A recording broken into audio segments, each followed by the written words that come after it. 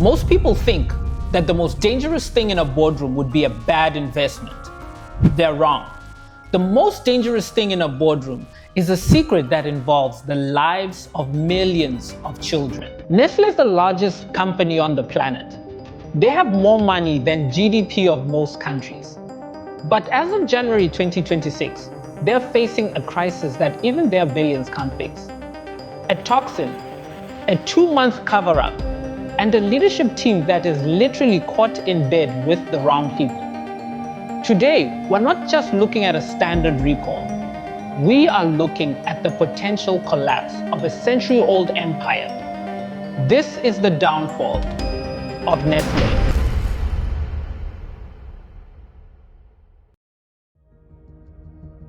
To understand why Nestle is failing today, you have to understand that it's not the first time playing with fire. In the 1970s, they were hit with a report that haunted them forever: the Babykiller. Their strategy was simple, brilliant, and utterly devastating. They hired sales reps, dressed them as nurses, and then sent them into developing nations to give away free formula. By the time the free samples ran out, the mother's natural milk had dried up. They were trapped. They had to buy the formula, but they didn't have clean water. They didn't have the money to buy enough powder, so they diluted it. And this resulted in a generation of malnourished, dying infants. The world revolted. A 7-year boycott followed. Nestle was branded the most evil company in the world. They spent 40 years trying to scrub the blood off their hands. They rebranded. They started talking about CSVs and corporate responsibility. But in the dark corners of the Dutch factory, history was about to repeat itself. In September 2025, the CEO, Laurent Frisset, was purged. And the reason? A classic corporate scandal, an undisclosed relationship with a subordinate. But the Zurich incident was just the tip of the iceberg. Behind the scenes, investors were screaming. Sales were down 1.9%. The organic growth they bragged about was just them raising prices on struggling families.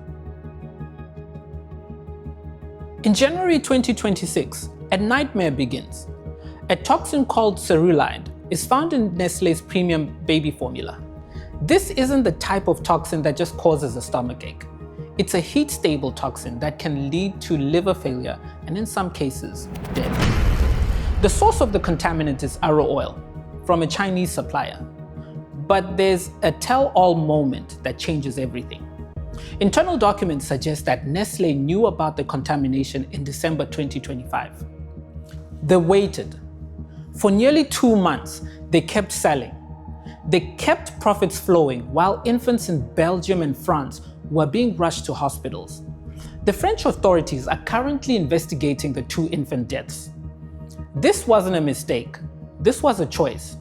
A choice to prioritize Q4 earnings reports over the safety of children that they claim to protect.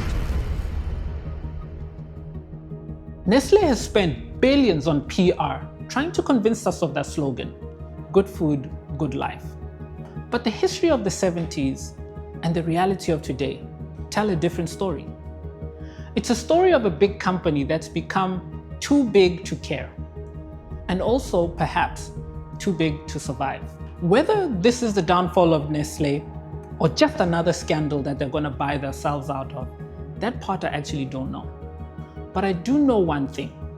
Nestlé doesn't survive if we decide enough is enough.